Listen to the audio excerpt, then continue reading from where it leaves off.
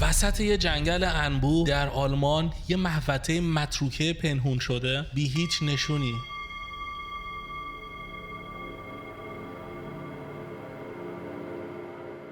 اینجا زمانی بخشی از اردوگاه روس‌ها بعد از جنگ جهانی دوم بود، جایی که زندانی‌ها اسیرای جنگی و حتی مردم عادی رو نگه می‌داشتن.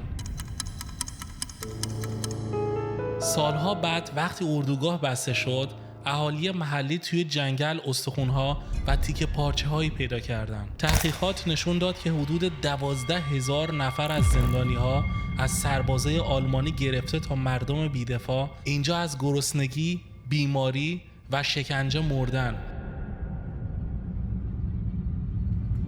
از اون روز اینجا به اسم گور دست جمعی قربانیان NKVD شناخته میشه. اما چیزی که بیشتر از هر چیز راجع بهش گفته میشه سکوت غیر عادی اینجاست.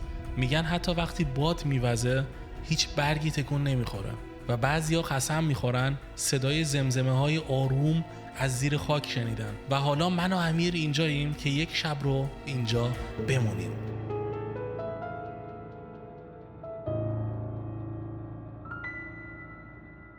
همین الان ما رسیدیم نزدیک به این قبرستونی که بهتون گفتم. اینم از تجهیزاتمونه.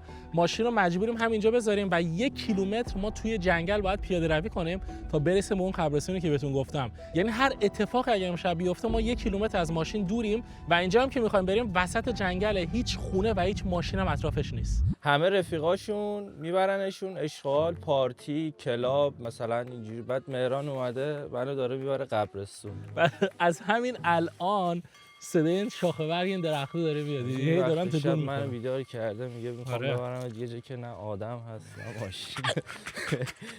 بچه امیر خواب بود، بیدارش کردم گفتم پاشو بریم کارت دارم. ولی پاشو زیاد خوابیدی. این پیکنیکمونه خدایش میگم.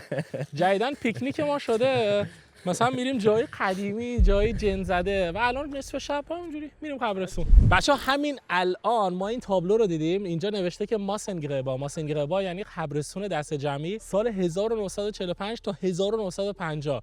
یعنی توی 5 سال کسایی که اونجا خاک شدن از این دنیا رفتن و اکثرا هم نمیدونن کیان.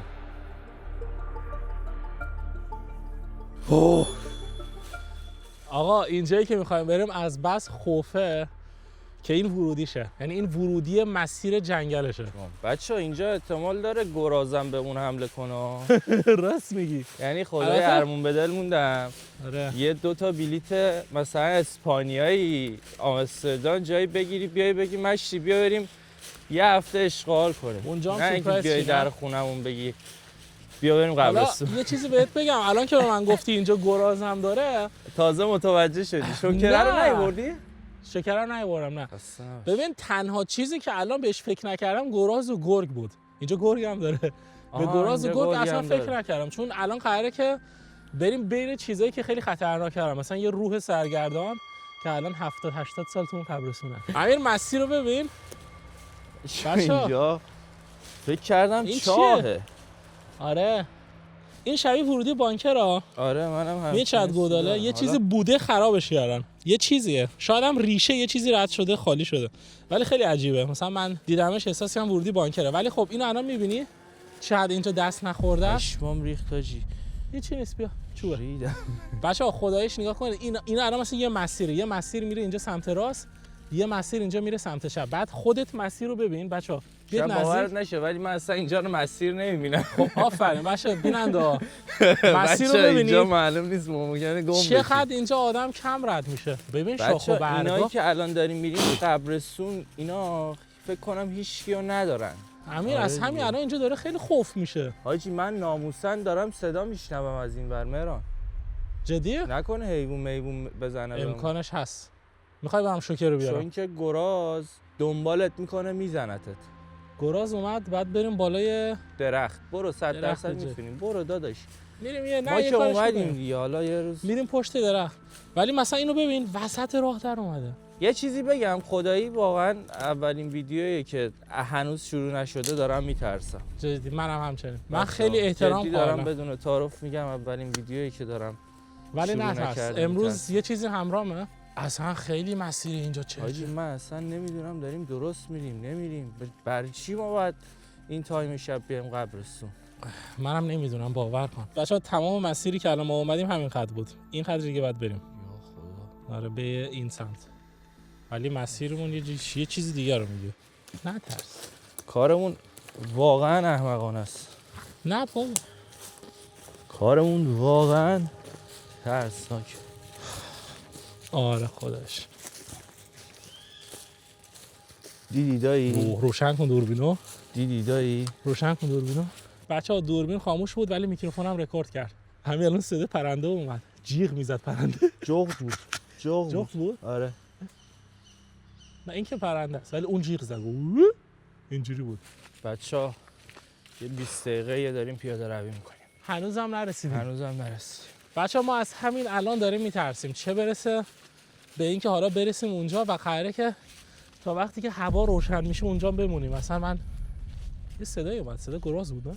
حاجی من صدا همه چی ناموسن از این جنگل میشنوم. کارمون خیلی احمقانه است. به هیچ عنوان اینو اینجا یه مسیره ات هوم واقعا نکنید. نمیتونید تست کنید، باید بیاید بیرون. آره همون تو قبرستون هم تست نکنید. عنکبوت دیدی حاجی تارشو من دارم میبینم. اینجا تو دستمه. بیا اینجا رو ببین. الان بالا سرت مثلا درخت چقدر دوره.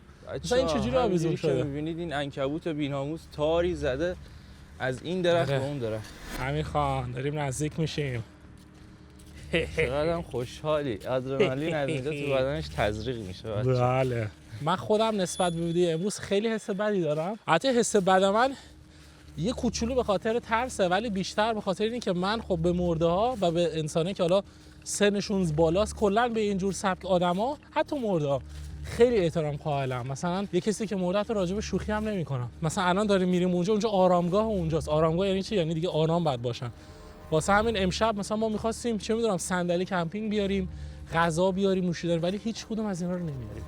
هیچ کدوم نمیاریم. آره دیگه چیزا تو قبرستون که دیگه زشته. خیلی زشته. ما فقط میریم اونجا یه امشب مهمونیم. اونجا رو می‌خوایم تا صبح بمونیم و تمام شد رفت. بچه اینجا نوشته کریپس گریباشته، یعنی این یعنی قبرهای دست جمعی زمان جنگ. تابلو گویای همه چیز هست. هولی شیت. اوکی من از همین الانم اعلام میکنم، چون اینا حس میکنن دیگه ما داریم نزدیک میشیم. ما به هیچ عنوان قصد تمسخر نداریم. السلام علیکم. سلام علیکم.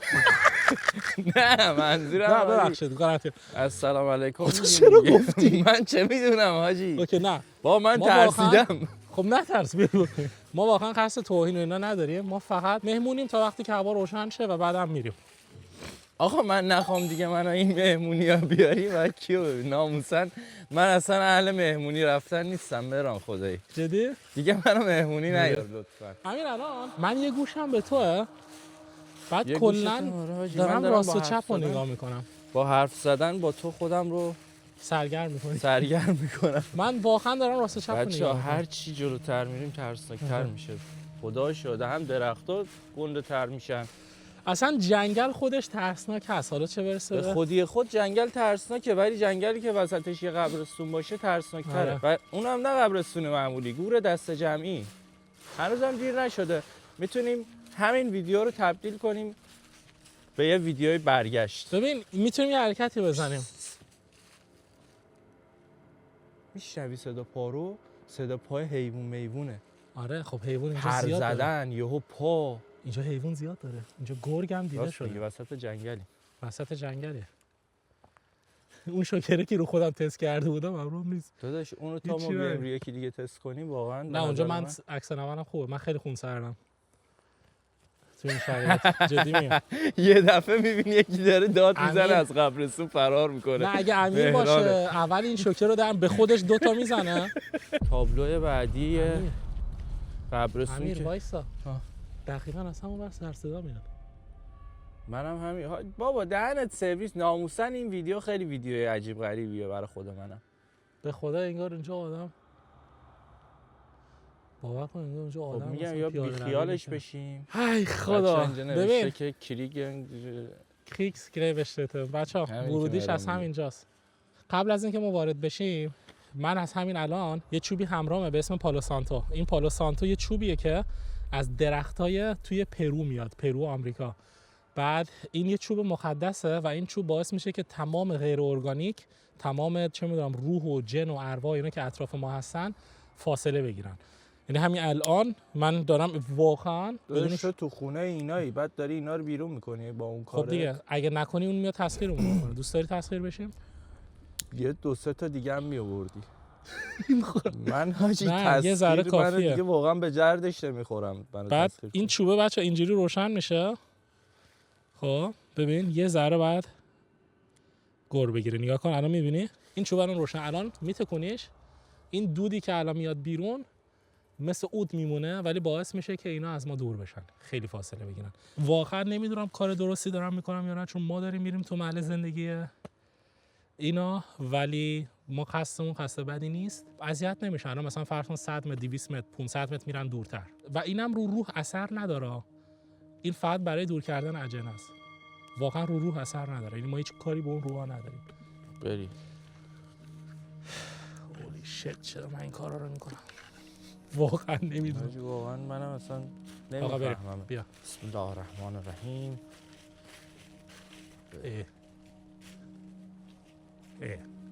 حاجی روبرومون نگاه کردم یهو احساس کردم کلا اینجا آسمونه. یهو درخت‌ها رو ندیدم. نه داداش پره. آره میگم یهو احساس کردم آسمونه. فکر کنم نور زیاد تو چشم خورده بود. آره. همین از سمت چپمون دیگه قبرستونا شروع میشن. بعد دیگه داریم نزدیکشون. دیگه از الان بعد محکم باش. شوخی هم نکنیم. خودت ما ببین شوخی با هم نکنیم. اوکی؟ جدی میگم. من اتفاقا اینجور موقع شوخیام بیشتر میشه چون آره این عصبیه. بچه‌ها رسیدیم. از همینجا دیگه قبرستونا شروع میشه. اینجا میدونه سنگ روشه که ببینی عنکبوت هم این زیره. بچه‌ها اینجا توضیحات لازم رو نوشته. که اینا اضافه های بدن زندانیایی بودن که تو زندان این اطراف دیگه یه جورایی پیدا شده. یعنی اومدن مثلا اضافی بدنشون رو اینجا توی گودال خاک کردن. کامل هم نبوده. خیلیاشون کامل نبودن دیگه. نصف نیمه. بدنای نصف نیمه. تو زندان اینا رو کشته بودن. واقعا گفتنش برای منم سخت بود. خدا رحمتش ولی خدا بیامرزه. آدمایی بودن که واقعا تو زجر و سختی مردن. آره. من اینو دوباره روشن میکنم چون که خیلی داریم به ورودی نزدیک میشیم. وای وای وای وای. خب من از همینجا داره شروع میشه. اوه بچا اینجا رو نگاه کنید. اول خب اول اینجا رو ببین. اینجا اینجوری. این مال زندان بوده در اصل اولش اینجوری بوده بچا. الان این زندان به ما خیلی نزدیکه. بعد مثلا زندانیایی که میمردن و جونشون از دست میدادن یا اونجا میکشتن. آره دیگه. همه رو میکشتن تو اینجا دفن می‌کردن. اونا همه رو نه ولی یه تعدادش آوردن اینجا. بعد خودت ببین اینجا. اینجوری که داریم صحبت می‌کنیم این جلو قبرستونا. من خفه شدم از این بوی این. بچه‌ها این در ورودیش. این یکی از در ورودیشه. یه در ورودی دیگه هم داره البته. واقعا میترسم. بریم داخل. شجاع باش. بچه‌ها هنوزم که بعضی از این خانواده آلمانی و روسی که اومدن چه می‌دونم عزیزانشون رو تو این زندان از دست دادن، مثلا میان اینجا گل میذارن. ولی نمیدونن مثال قبر اون شخصی که مثلا آره. فامیل برادر خواهر هر کی که هست کدومه واسه آره. الان یه یاد بوده. بچا تو این محدوده الان زیر این سنگ مثلا تو این محدوده کلی جنازه توی یه چاله بزرگ دفن شده. دقیقا. نه توی قبرای تکی. اینجا کلی صلیب و قبره، بعد هیچ اسمی هم روشون نیست. گمنامن دیگه. هیچ کس نمیدونه اینا کیه. فقط میدونن تو چه سالی اینا مثلا اونجا اسیر بودن. مثلا بخون فکر کنم اینجا مثلا جمعی نوشتن. مثلا اسکار همشون هم آلمانیه. 28 1 12945 47 45 948 تو این تایم جونشون از دست دادن. اینا حدس زدن یا یه تعدادی اسم نوشته. اینجا مثلا نوشته که اون بکنت یعنی این که ناشناخته است. تمام به اینا رو می‌بینی همه رو روشون نوشته که اون بکنت. بچه‌ها همه رو نوشته اون بکنت یعنی همشون ناشناسن. از دور بگم همه شکار می‌کنی. داشتم این فکر می‌کردم این بچه است. بچه کوچیکه این صلیب کوچیکا. یو از امیر ازم دور شد ترسیدم. نه از کنار هم باشیم. ببین 1891 1947 نه بچه نبود. یعنی احساس می‌کنم همشون دارن الان به ما نگاه می‌کنن جوری که صلیبا کاشته شده. والا اگه من همچی حسی نداشتم با این حرف تو الان این حس بهم دست داد. ناموسن چه کاریه؟ چیزی نیست. مریضی مگه؟ نظرت چی همینجا بشینیم تا صبح؟ حاجی ول کن تو رو خدا تا صبح. بیا بریم یکم بچرخیم تو بعد تصمیم بگیریم. بیشتر میترسیم.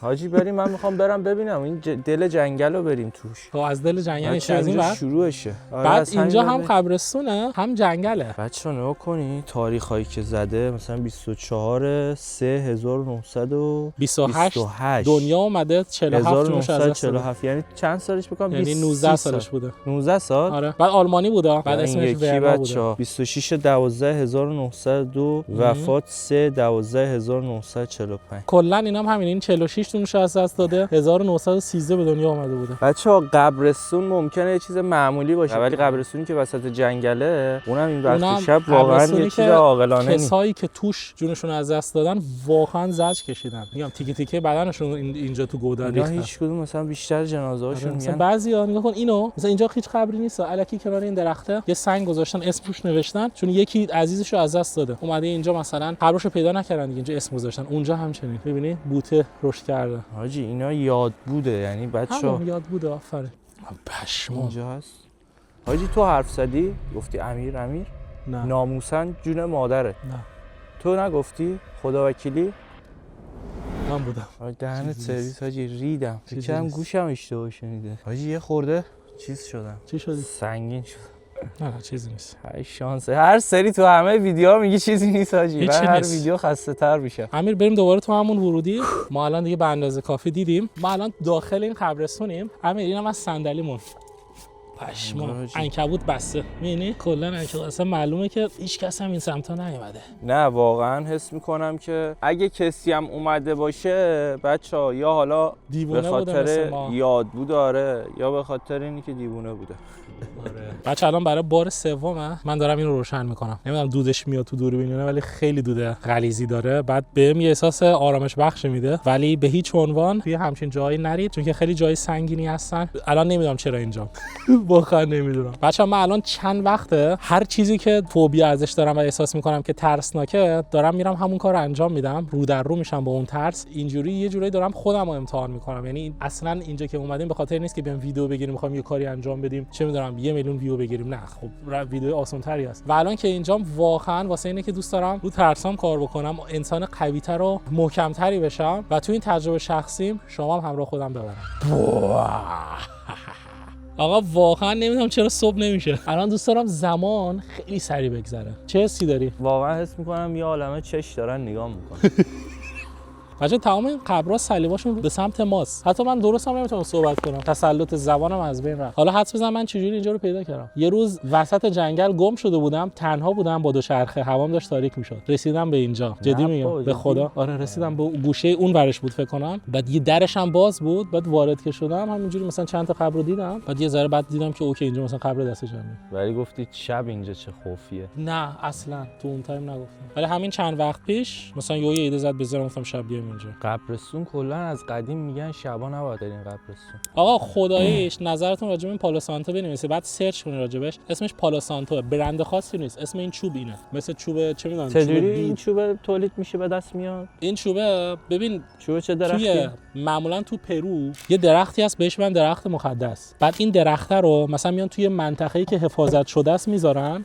بعد تو اون منطقه هیچ توریست و انسانی نمیره. تا جایی که من میدونم، الان اگه اشتباه میکنم شما تاریخش رو توی کامنت‌ها بنویسید. 7 سال اون منطقه کامل حفاظت شده است. هیچ کس نمیره داخل اون منطقه. بعد سالی یک بار انسانای بومی که اونجا زندگی میکنن میرن وارد اون منطقه میشن و شاخ و برگایی که از درخت به صورت طبیعی افتادن پایین رو برمی‌دارن. یعنی این خود درختشو قطع نکردن، شاخه برگاشه. اگه شاخه رو خودشون بکنن فایده نداره. حتما باید بیفته. بعد اینا سالی یک بار اجازه دارن برن اون داخل چون کلا بس است نگهبان داره. اجازه برن اون داخل و اینا رو بردارن. حاجی یه جوریه اینجا. واقعا حس می‌کنم یه عالمه جدی دارم حس می‌کنم چش رومه. می‌فهمی یعنی یه جا نشوندنم کلی بغل نشسته. جدی میگم. نه یه جا انگاری که مثلا یه جا نشوندنم کلی آدم جلوم دارن نگاه می‌کنن. مثلا دوست ندارم بچه‌ها سمت راست و چپ نگاه کنن. میترسم چیزی ببینم. واقعا دوست ندارم. تو نگاه نکن. نگاه نکن. حاجی یه جوریم به خدا اینوری میشم نه دست خودم نی یهو حس می‌کنم یکی نگاه می‌کنه. چند نفر به نظرت اینجا دفن شده؟ بیش از شاید بهت اگه دروغ نگم بیش از هزاران نفر. جدی میگم. واقعا حاجی خیلیه.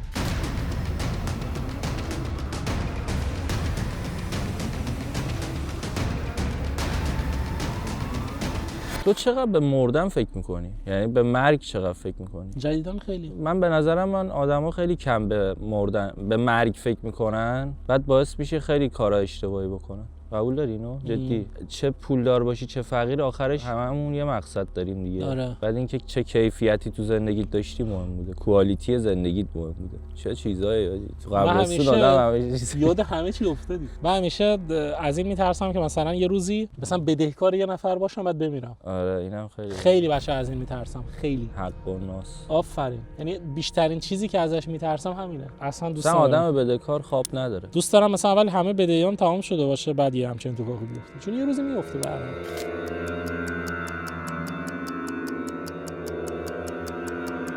یه چیزی هست من یه اشتباهی کردم، به اشتباهم فقط واسه این بودش که تو اون لحظه نترسی، ولی من اونجا صدات نزدم. ناموسن به خدا.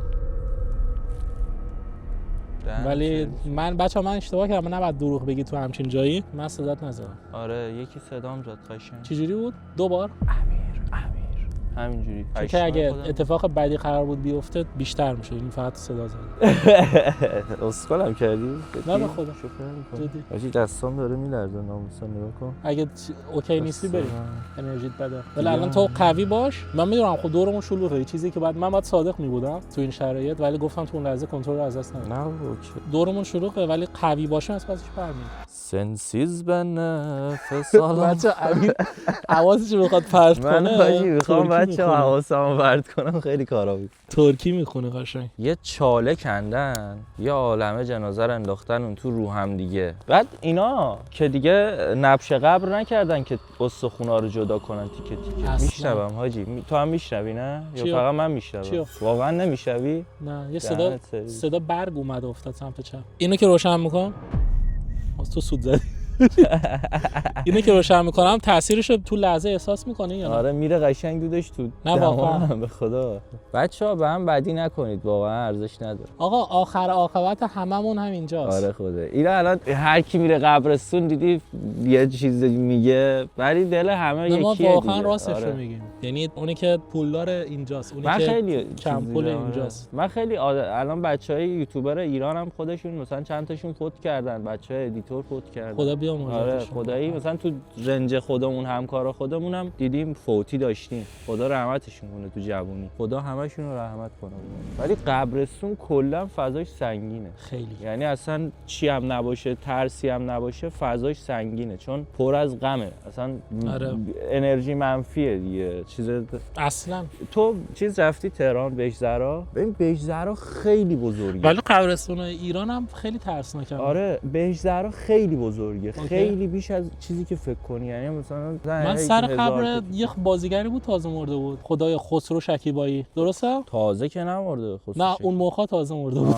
نه اون سالی که برای خدا بیامرزتش. آی آدم‌هایی که اینجایید دمتون گرم شما برای هر چیزی که حفظ جنگیدید و بابا ول کن، صحبت نکن با اینا، راجع به روزت بگو. روزم آقا بچه‌ها من یه چیزی بگم، من اومدم خونه خوابیدم، روزم هم بد نبود، خسته بودم، یه ذره سر کار بودم تا اینکه مهران شب بیداره. آره مهران بیدار شد گفت مشتی تو که خسته‌ای بلند شو ببرمت خستگی اصلا در بیاره، بریم بیرون قبرستون وی آی پی ببرم. ولی واقعا الان دارم به این فکر می‌کنم چرا مثلا یه چالش داشتیم شب تا صبح اونجا ببونیم، میتونستیم ببینیم و برگردیم. آخه قبرستون معمولی هم میتونستی انتخاب کنی داداش، اومدی ما رو گور دست جمعی یزید، این چه کاریه واقعا. اینو راست میگه بچا. چیکار می‌کنی؟ دارم واسط یه چیز میچشم. حسابی سردم داره میشه نه؟ من قبرستون دهاتم رفتم، تو رفتی تو دهاتا؟ من تو شهرستان رفتم. تو کوه حاجی. تو شهرستان شب از بغلش ردم که میشی میترسی. خیلی بده. خیلی خوفه حاجی، تو کوه بعضیا رو دفن کردن. البته ما همین الان وسط جنگلی ما. آره داشتم به این فکر می‌کردم. اشاره نکن به این قضیه. بچه‌ها ما تو شهریم اینجا هیچ خبری نیست.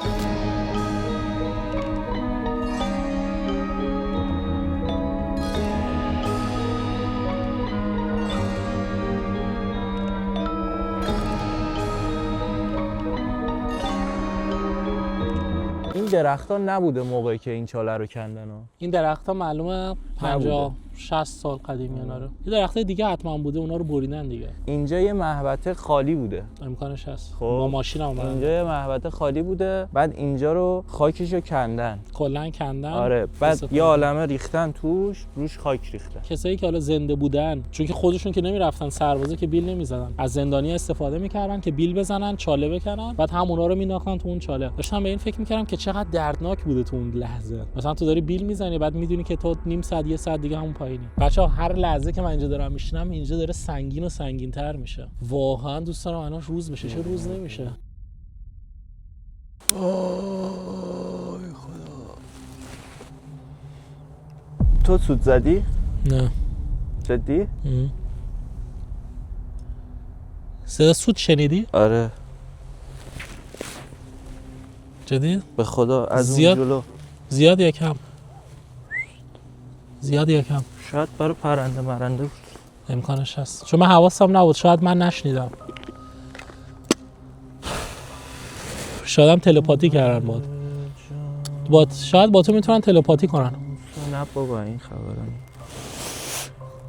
بچه ها همینجا که نشستیم من از اون روبرو صدای سود شنیدم. جالبش هم به اینه که من و امیر به هم قول دادیم که اصلا با هم شوخی نکنیم. نمیشه، هیستریکه. شوخی که شوخی اینجا فقط خیلی از روی خندنی که. نه آخه الان واقعا یه جا واقعا مثلا من که مکانیزم دفاعیم خندیدن، شوخی کردنه. یعنی آره. تو رو آره تو، ولی تو رو میدونم که شوخی میکنی که نمیکنی. من الان کاملا جدیام. منم جدیم. من الان به هیچ عنوان شوخی نمیکنم، چون که اصلا بخوام شوخی کنم که تو بترسی اصلا جالب نیست، خنده‌دار نیست برای من. اوه چرا این چالشو دارم میگیرم نمیفهمم. واقعیش همینه دیگه بچه‌ها. مثلا الان ما اومدیم میتونستیم 100 تا کار کنیم، شما بگیم واو این خیلی ترسناک شد اون فلان شد، ولی نه اونجوری هم نی. میفهمی؟ یعنی خیلی از ما ممکنه قبرستون رفته باشیم، شب دلمون گرفته باشه واسه اون عزیزی که از دست دادیم، ممکنه 2 شب 3 شب بریم قبرستون سر خاکش بشینیم گریه کنیم. یعنی زیاد چیز ترسناک اونطوری نی، ولی سنگینه دیگه. آقا یه عده آدم اینجا مردن که خودشون نمردن، کشتنشون جنایت کردن، یعنی شهیدن دیگه. آره با یه مردن عادی فرق داره.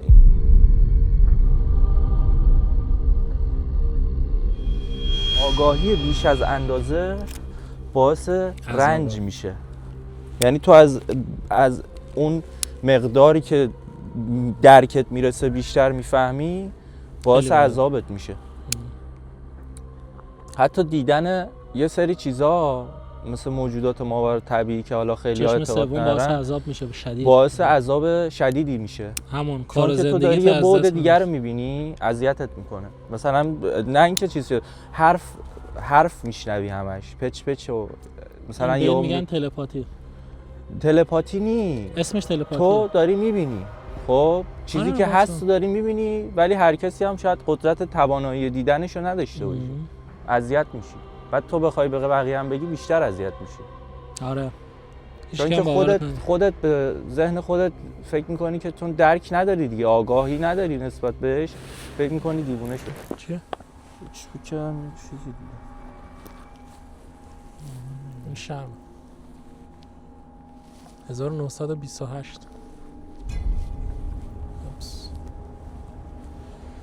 اوه دوربین کجاه؟ اینجاست. خب بچه ها همین الان شارژمون تموم شد. چند ساعت اینجا اولین چراغم آره شارژش تموم شد. اینا معمولا چند ساعت دیگه میذارن. آره حاجی این چند ساعت اینجاییم که این تموم شد. یه چیزی بهت بگم، یادم رفت، باور کن چقدر حافظم یه جوری شده.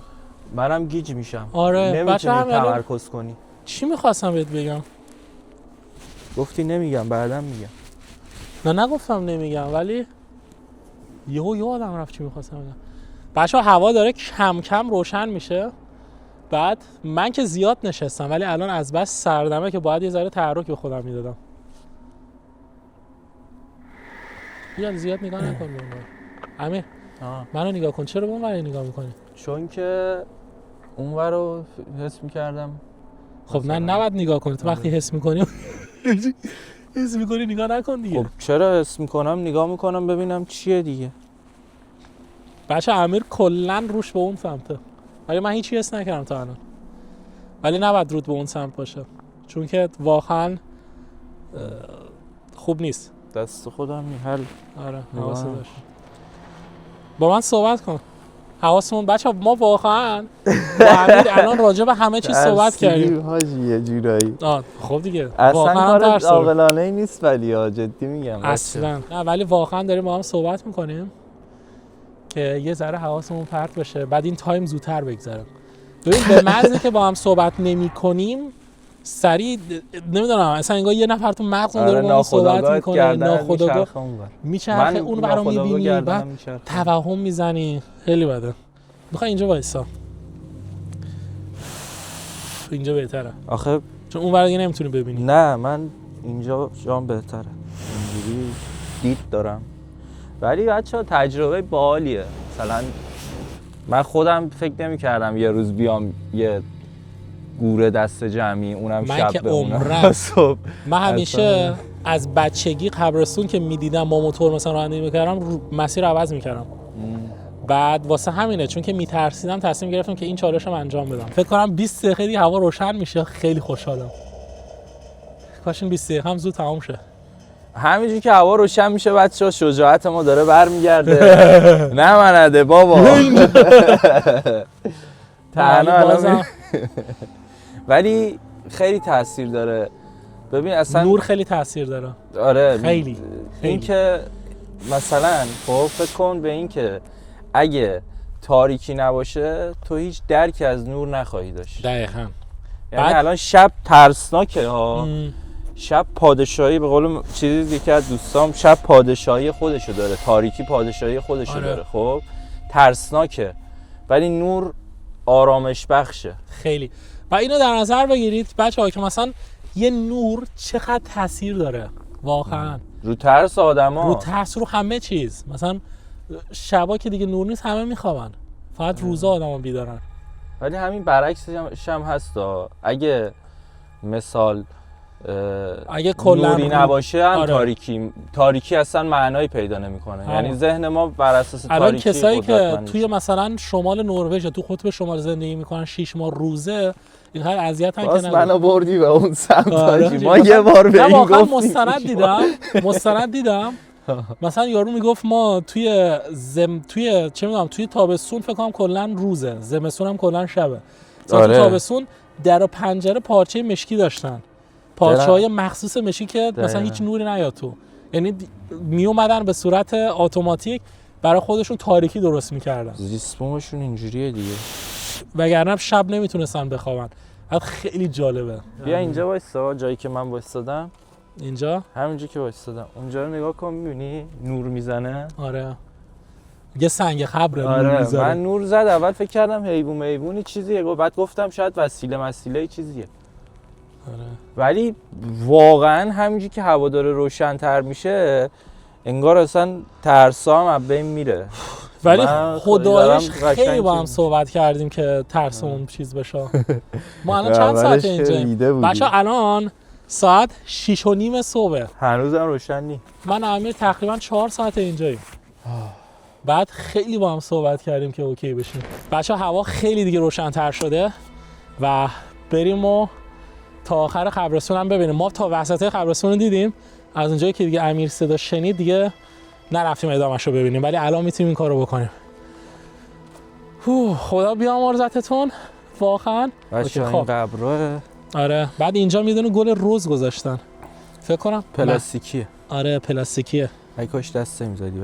ولی این بچه‌ها نگاه کنید، مثلا این بوته آورده، معلومه که هنوز خانواده‌اش میان. آره. بهش سر میزنن. بعد 1893 از ولی این اگه بقیه رو دقت کنید بچه‌ها نگاه کنید، خیلی هاشون هستن که اصلا کنار قبرشون روبرو قبرشون هیچی نی، ولی آلمانی‌ها عادت دارن هر موقع به مرده‌هاشون سر میزنن مثل خودمون دیگه گل و گیاه میارن.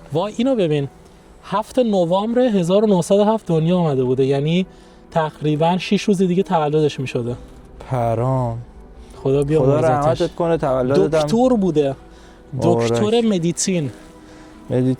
آره دکتر بوده. هرمن آلمانی. یه عنکبوت این بالا پناه گرفته. بعد این 1946 از این دنیا رفته. نمیدونم 46 جنگ تموم شده بوده ولی دکترم بوده. واقعا شما تو کامنت ها بنویسید که نمیدونم، هیچی نمیگم، قضاوتش نمیکنم چون واقعا تو این دنیا نیستش دیگه چی داریم بچه‌ها؟ این بنده خدا دیگه سنگ قبرش هم تکیه داده انگار. آره خستش بوده چون دست نزن مهران اصلا. نه ولی این شکسته. دست نزن لطفا. آره دست نزن ببخشید.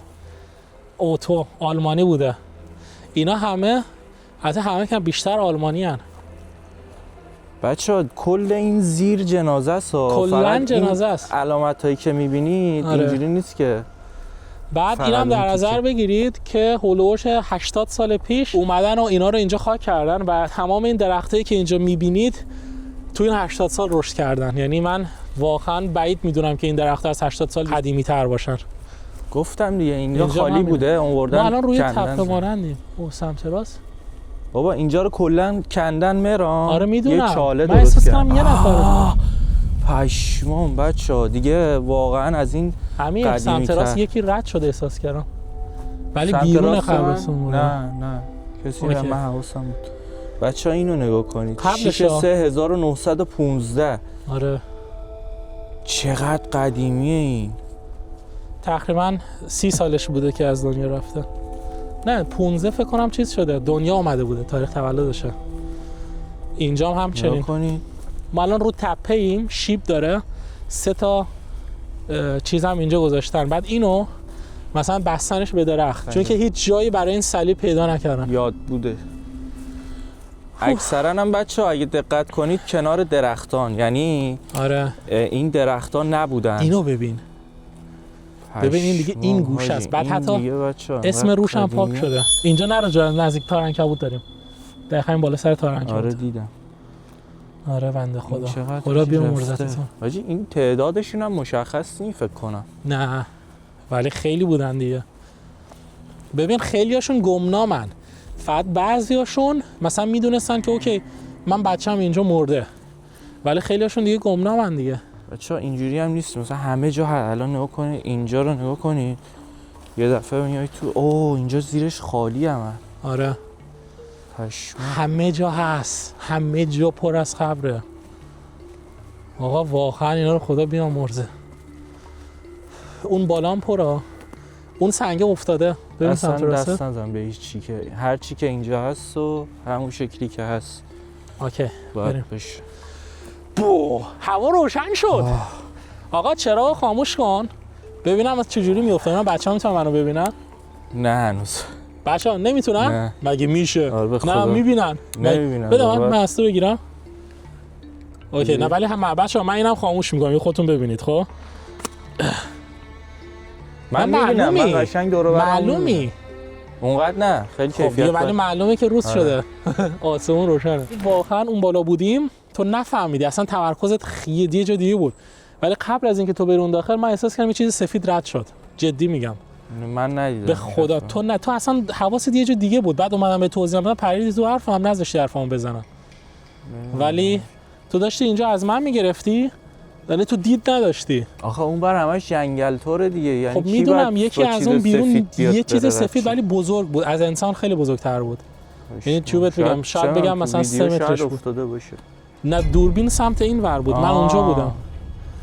بعد من دیدم اون ور. بعد تا بهت گفتم تو گفتی من نه، در حالی که تو نمیتونستی اسم من هم یکی شنیدم اسممو گفت. ولی این که اسمتو گفت ما بچه‌ها ما این بالا بودیم اون پشت. دقیقاً همون جایی که من اونو دیدم. به خدا راست میگم. بچه‌ها به خدا آقا من همینجا بمیرم اگه دروغ بگم. دقیقاً همونجا من احساس کردم چیزی رد شد. همون جایی که اسمت گفتی که یکی اسممو صدا کرده. بعد اونجایی که اسمتو بعد بهم میگفتی اونجا نباید دروغ بهم میگفتی. من اون لحظه بعد بهت میگفتم ولی نمیدونم احساس کردم که خیلی میترسی. ولی اوکی حاجی ولی میگم دیگه من واقعا حالم حاجی یه ذره چیزه. بریم دیگه اینجا. سنگینیش زیاد از حده. ما چند ساعت اینجاییم از شبش تا صبح. دیگه روز هم شد و ما هر چه سریعتر از اون قبرستون زدیم بیرون. نمیدونم ویدیو خوب شد یا نه، براتون جذاب شد یا نه، ولی امیدوارم که از این ویدیو خوشتون اومده باشه. ما که واقعا خیلی ترسیدیم و من همین الانم سنگینم، حرف دیگه ندارم بزنم بهتون. اگه دوست داشتید حمایت کنید اگه از این ویدیو خوشتون اومد، ولی ما خیلی بابتش وقت گذاشتیم و تلاش کردیم. اگر هم خوشتون نیومد سعی میکنم ویدیو بهتری بسازم. همین، تا یه ویدیو دیگه میبینمتون.